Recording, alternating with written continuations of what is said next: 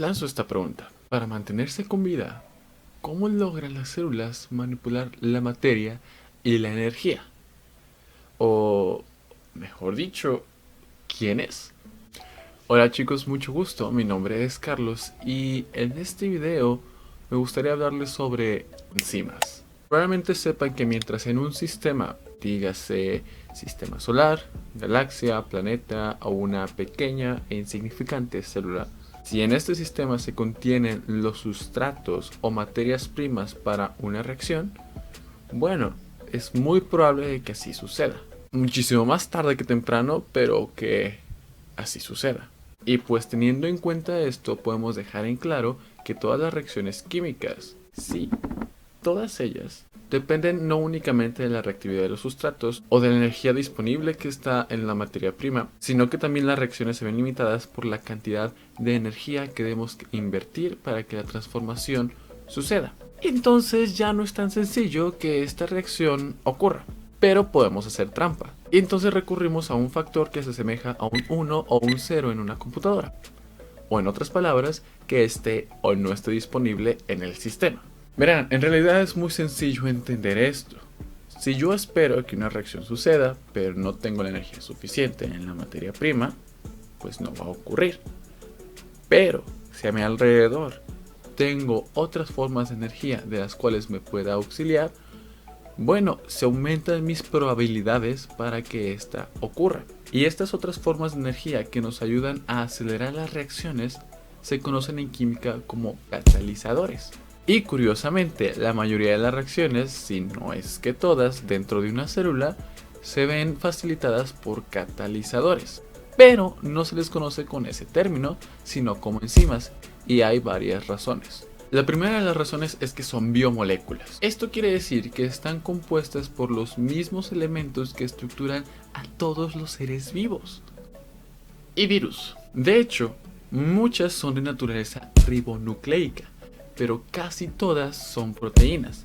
Y podrán imaginarse que la complejidad estructural tiene un papel muy importante. Por ejemplo, aunque casi todas las enzimas son proteínas, muchas de ellas necesitan de una pieza adicional para poder actuar de manera catalítica. Y entonces vamos a tener compuestos conocidos como cofactores y grupos prostéticos, cuyas diferencias son en parte la composición, pero principalmente la manera con la que interactúan con la parte proteica de la enzima. En el caso de los grupos prostéticos, estamos hablando de compuestos orgánicos no proteicos que interactúan de manera fuerte a través de enlaces covalentes con la apoproteína y en esencia nos forman heteroproteínas o proteínas conjugadas. Pero además, al momento de la reacción catalítica no se ven sujetas a un cambio, o si lo están, es a través de un ciclo de reacciones, por lo que terminan tal y como iniciaron. Por el otro lado, los cofactores son compuestos que tienen una interacción más laxa con la parte proteica de la enzima y si se ven afectadas por la acción catalítica. Cofactores podemos tener de tipo inorgánico y cuando es así suelen ser cationes metálicos que nos forman metaloproteínas. O podemos tener cofactores orgánicos de naturaleza no proteica que se conocen como coenzimas e interactúan con esta parte proteica de la enzima conocida como apoenzima para formarnos una molécula catalítica activa conocida como holoenzima. Para hacerlo más interesante, hay enzimas que dependen de estos tres compuestos para poder actuar o algunas que solamente necesitan de uno de los tres. Basta ya de naturaleza química, ahora hablemos de estructura y especificidad. Cabe mencionar que las enzimas son muchísimas veces más grandes que sus sustratos y que dentro de estas enzimas existe una zona conocida como sitio activo, responsable de la unión al sustrato y de la reacción catalítica. Por lo tanto, aquí vamos a encontrar una de sus características más importantes, la especificidad, es decir, que son específicas, o al menos en cierto rango. Verán, si arrugamos una hoja de papel, podemos simular una enzima y determinar nuestro sitio activo. Ahora, como lo primero que queremos hacer es que se una el sustrato a la enzima, sería en parte lógico que entonces los aminoácidos más expuestos sean aquellos que intervengan en esta acción. Pero como también queremos que nuestro producto se logre separar de la enzima una vez catalizada la reacción, bueno, entonces podemos ubicar estos aminoácidos con cierta distancia entre sí, porque si no la interacción sería tan fuerte que no tendríamos sitio activo. Y ya con estas deducciones podemos pensar en dos modelos de interacción. El primero nos dice que para esta específica disposición del sitio activo existe una estructura complementaria en el sustrato. Entonces van a actuar como una llave y una cerradura. Y precisamente así se llama el modelo, llave-cerradura. Si bien nos ayuda a entender que existe una gran especificidad entre la interacción de la enzima y el sustrato, fallaba un poco en explicar la dinámica de la transición de sustrato a producto. Y entonces, ¿qué tal si no todo es tan puntual como para decir que a cada molde le corresponde un complemento específicamente? Recordemos que la unión de la enzima al sustrato va a depender de las interacciones débiles, las cuales se ven definidas por distribución de cargas negativas y cargas positivas. Entonces, estas interacciones podrían promover un pequeño cambio conformacional conforme ambas moléculas van acercándose. De tal manera que la enzima logra acoplarse al sustrato. Y conforme el sustrato va cambiando al producto, la enzima le va siguiendo. Esta flexibilidad también nos habla de que entonces las enzimas no tienen un único sustrato estrictamente, sino que moléculas muy parecidas en tanto composición como en disposición espacial podrían llegar a interactuar con la enzima. Otra cosa es que lleve a cabo una reacción, y este modelo con flexibilidad en la dinámica de la enzima se conoce como modelo de anclaje inducido. Pero ya que estamos hablando del sitio activo, ¿cómo participa esta zona en la catálisis de la reacción?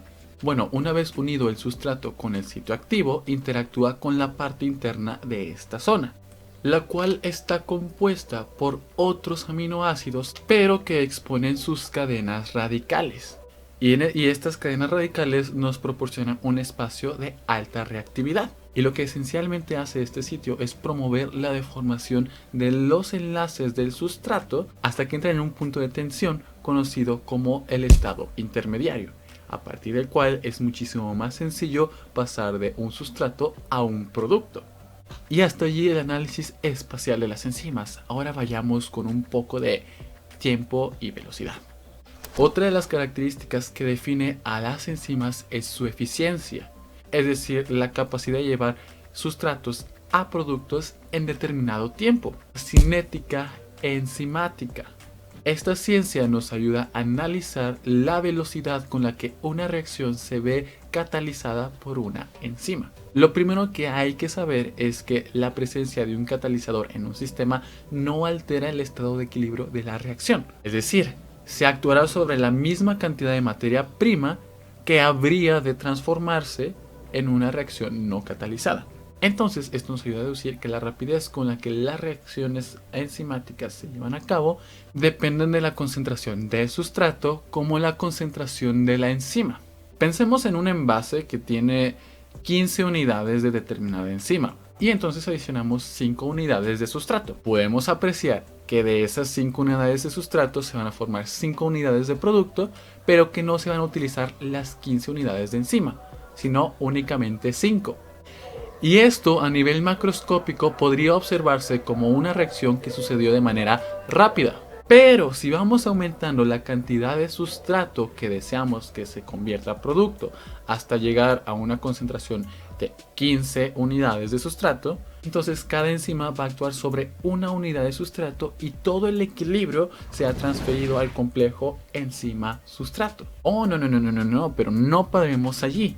Sigamos agregando sustrato. Entonces podremos apreciar que necesitaremos un poco más de tiempo para ver nuestra reacción reflejada en producto, ya que a partir de 15 unidades de sustrato todas nuestras enzimas están ocupadas durante cierto momento y necesitan desocuparse para actuar sobre la siguiente unidad de sustrato.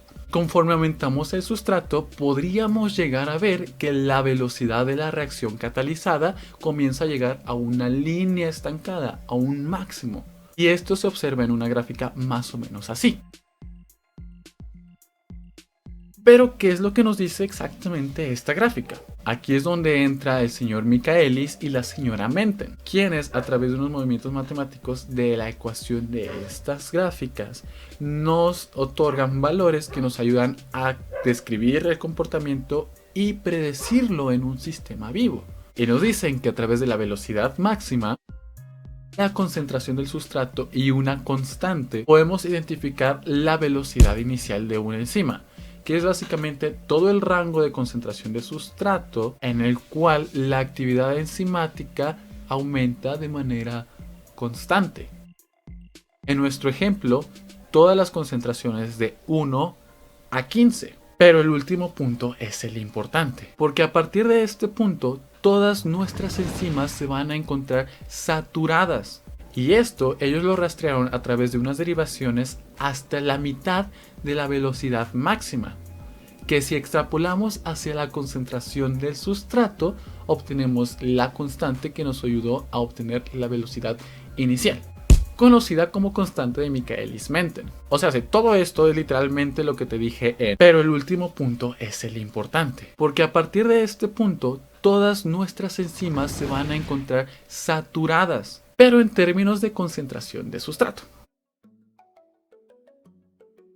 Enzimas con menores valores en la constante de Michaelis-Menten tenderán a saturarse con mayor velocidad, por lo tanto actuarán con mayor rapidez. Y entonces ya no solamente tenemos una manera de evaluar la eficiencia de una enzima o de enzima contra enzima, sino también de enzima contra determinados sustratos. Teniendo una enzima en diferentes envases y en cada envase reacciona con diferentes sustratos, y a cada una de ellas le corresponde una constante diferente, a la hora de interpretar los resultados podríamos inclinarnos por la idea de que la enzima es más eficiente catalizando la reacción con menor constante de Michaelis-Menten. Y la verdad es que esto fue un gran avance, pero como todo, no todas las enzimas reflejan este tipo de comportamiento. Sin embargo, casi no importa, porque a partir de este modelo podemos hacer unas modificaciones o reinterpretaciones para entender otros mecanismos que no encajen con él. Y además por allí nos introducen a la idea de otros factores que intervienen en la actividad enzimática, como es la concentración del sustrato y la concentración de la enzima. Pero también resulta que el pH y la temperatura del ambiente influyen de manera significativa. Y por si fuera poco, existen compuestos que interactúan con las enzimas que reducen su actividad catalítica. A esos compuestos se les conoce como inhibidores, que pueden propiciar una inhibición reversible o una inhibición irreversible. Esta última casi no tiene mucha ciencia, básicamente es irreversible, o sea, permanente y ya. Pero los inhibidores reversibles pueden actuar de una manera muchísimo más interesante al momento de reducir la actividad catalítica. Y vamos a tener inhibidores por competitividad, cuales van a buscar ocupar los sitios activos muchísimo antes de lo que lo haga un sustrato. Mientras que la inhibición no competitiva no le interesa el sitio activo, se une a una zona completamente diferente en la enzima y a partir de ahí reduce la actividad catalítica. Y entonces cabría esperar que las enzimas también puedan regularse de manera natural, la cuarta característica que unifica a las enzimas. El hecho de que podamos regular una acción nos obliga a considerar un efecto de retroalimentación, es decir, tener algo que nos esté diciendo si continuamos o reducimos esta acción. Cuando uno de los componentes promueve la ocurrencia de una de las acciones, a este efecto se le conoce como retroalimentación positiva. Por el otro lado, la retroalimentación negativa es aquella en la que uno de los componentes nos va a decir que paremos la acción. Además, a los reguladores se les conoce como modificadores y pueden ser homeotrópicos en el caso de que este modificador sea o el sustrato o el producto, o puede ser un modificador heterotrófico si el compuesto que va a regular la actividad no es el sustrato ni el producto. Además, pues vamos a tener modificadores positivos y estos nos promueven una acción, o van a ser negativos si la reducen. Por otra parte, los modificadores que no actúan en el sitio activo sino sobre un sitio de regulación se le conoce como reguladores alostéricos. Las enzimas que son reguladas de esta manera se conocen como enzimas alostéricas. Y finalmente tenemos otro tipo de regulación en el que participan zimógenos, que en otras palabras son proenzimas que necesitan culminar su proceso de síntesis. O sea, son enzimas incompletas, pero no porque les haga falta un pedazo, sino porque tienen una cola peptídica que necesitan eliminar para poder tener su actividad catalítica. Y este tipo de regulación es muy común en cadenas enzimáticas. Y pues hasta ahí, casi. Lo único que nos hace falta es conocer los tipos de enzimas, los cuales están resumidos en esta tabla. Las oxidorreductasas van a tener la capacidad de transferir electrones, es decir, llevar a cabo reacciones redox. Las transferasas van a tener la capacidad de tomar grupos funcionales de un compuesto y transferirlos a otro, mientras que las hidrolasas van a tender a descomponer compuestos demasiado grandes con la ayuda de una molécula de agua. Sintasas van a hacer el proceso contrario, tomar dos moléculas chicas y llegarlas a unir a una molécula grande, cuyas reacciones suelen dejar un residuo que puede ser moléculas de agua, dióxido de carbono o moléculas nitrogenadas. Las isomerasas van a tener la capacidad de llevar un compuesto a uno de sus tantos isómeros. Y finalmente, las ligasas o bien pueden romper o bien pueden unir, pero con la condición de utilizar un compuesto altamente energético, como sería el ATP. Y ahora sí, hasta aquí, esto es todo. Aquí abajo en la caja de descripción se les dejó un drive con 4 libros de bioquímica. Solamente les recomiendo que el Leninger sea el último que consulten, porque a pesar de ser uno de los libros más completos, también es uno de los más técnicos. Espero realmente haberles sido de ayuda para entender estos temas sobre enzimática, y nos vamos a ver en un siguiente video sobre rutas catalíticas. Hasta pronto.